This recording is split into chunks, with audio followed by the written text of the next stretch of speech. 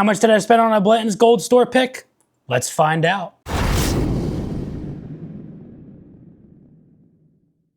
What is going on, everybody? Nathan here with the Everyday Drinker, bringing us a brand new video. Today, we're going to be going over the bottles of bourbons and whiskeys I was able to acquire over the last 2 months. Before we get into my bottles that I was able to get, I want to know what bottles you got over the past 30 to 60 days down in the comments below. We are getting into allocation season. There are some amazing bottles dropping, and I want to know if you've got some of these elusive bottles that I, unfortunately, cannot find. Make sure you guys drop that like, leave that comment down below, smash the subscribe button. We're on the road to 15,000 subscribers, and it's only up to you guys that we hit that goal for the end of 2025. Now, without further ado, let's get into the bottles that we were able to acquire. It wasn't a lot of bottles. Some of these bottles were sent to me from the distillers, but I did go out and source some of these myself. Now, bottle number one is going to be going to Hill Rock. Hill Rock is a $90-ish bottle that for me is a hard buy. It's layer aged bourbon whiskey. So what that is just hand rotated barrels. It comes in at 46.3% alcohol, which is like 92.6 proof. I think I did the math properly in my head there. The cool thing about the bottle though is I absolutely love the bottle design. This is a really cool decanter bottle after you finish the whiskey inside of it to be able to make a an infinity bottle or something along those lines. So Hill Rock, handcrafted bourbon, Hudson Valley, New York, Solera aged, bottle number one comes in at $90. Worth it? Probably not, but a bottle that, we'll probably do a review of here in the future. Bottle number two we were able to acquire. We got this on a hunt a few weeks back and did the review and a couple of blinds. We're talking about the Yellowstone small batch, 107 proof, 6-year aged stated bottle. This comes in at $34.99, and is it worth it? In my personal opinion, 100 to 1,000%. If you see this on the shelf, pick it up. Limestone Branch Farms does some absolute great work with this whiskey right here. You're getting some great bang for your buck right here. I think, yeah, this is number one in our best budget bottle with a score of 21.8, beating out 1792 single barrel. So if you see this Yellowstone small batch 6-year 107 proof on the shelf for under 40 bucks, you are going to be a happy camper when you pick this bottle up. Bottle number three is going to be going to a bottle that, or two bottles that were sent to us from Blue Note. Thank you very much to Blue Note for sending these my way to do the review of it. And one of them is most likely going to be entered into and has the opportunity to win Whiskey of the Year. And we've got the Blue Note Honey Cask Finish Rye and the Blue Note Honey Cask Finish Bourbon. The bourbon comes in at 113.86 proof. The rye comes in at 116.49 proof.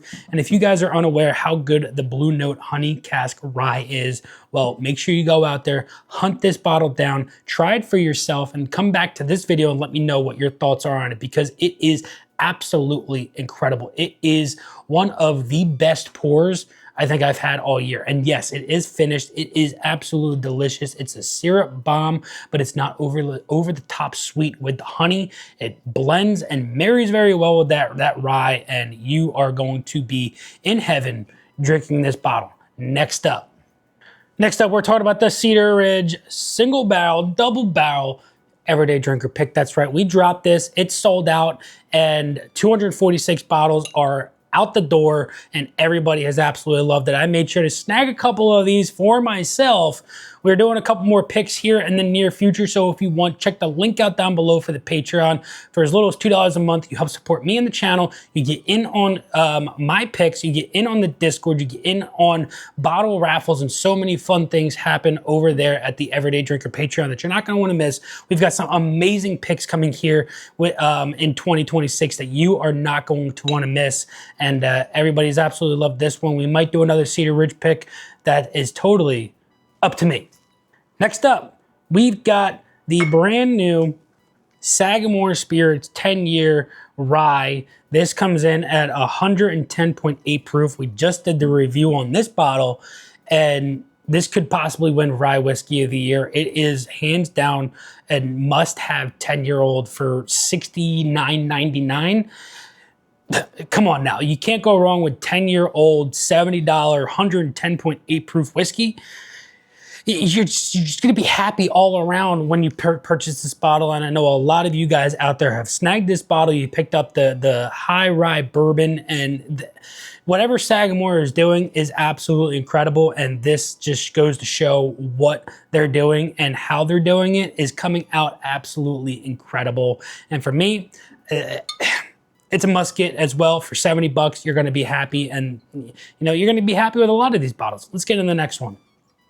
Next bottle was a gift from LeGrand himself. We did a video with him talking about his brand new single barrel cask strength offerings. Green River distillate. This bottle comes in at 4 years old and 115 proof. It's the barrel drip exclusive pick. If you don't know about LeGrand, check that video out. I'll leave the link out down below for you to go check it out and see for yourself what LeGrand is offering. But incredible stuff. You've got the Scarlet Night series that was just released. The first edition of a Rutgers and whiskey collaboration that you're first finally seeing.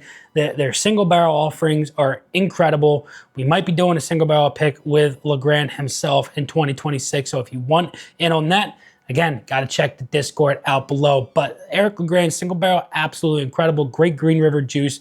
You're not breaking the bank when you pick these up either. Next up.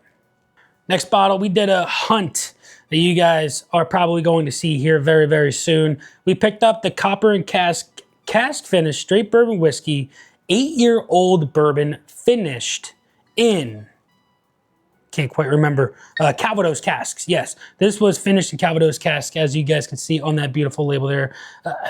40 bucks, I think this was. I can't quite remember off the top of my head. You'll see it in the hunt video.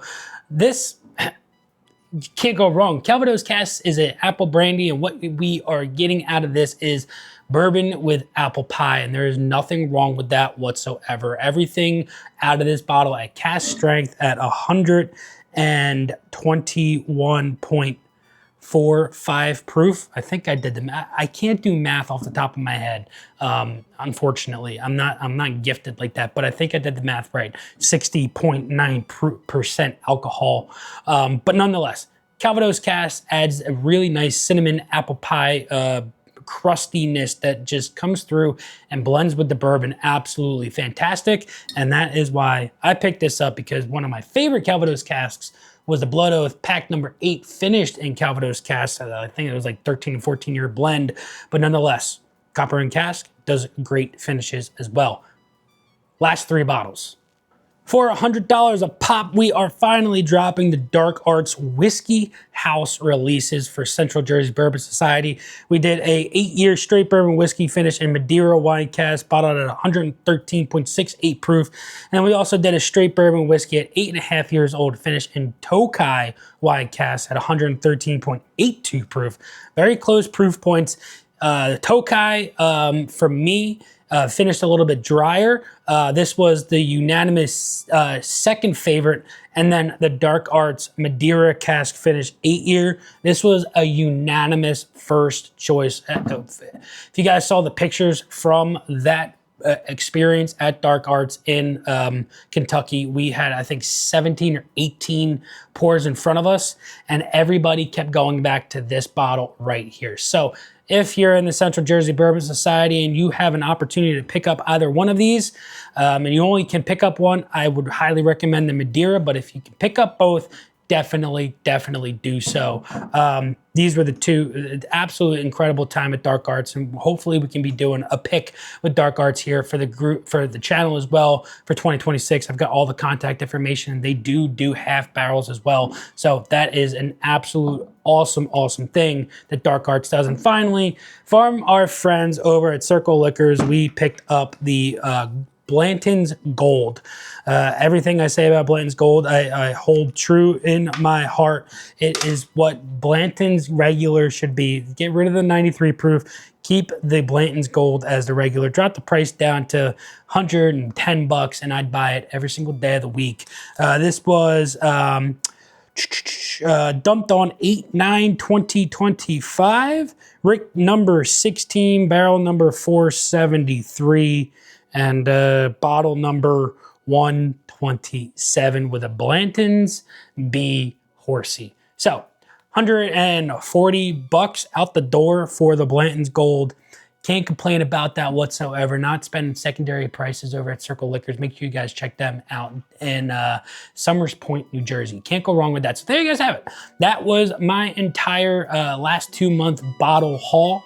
Let me know what you guys picked up in the comments below. Drop that like, smash that subscribe. Check the link out down below for the Patreon. But until next time, this has been Nathan, the Everyday Drinker. Cheers.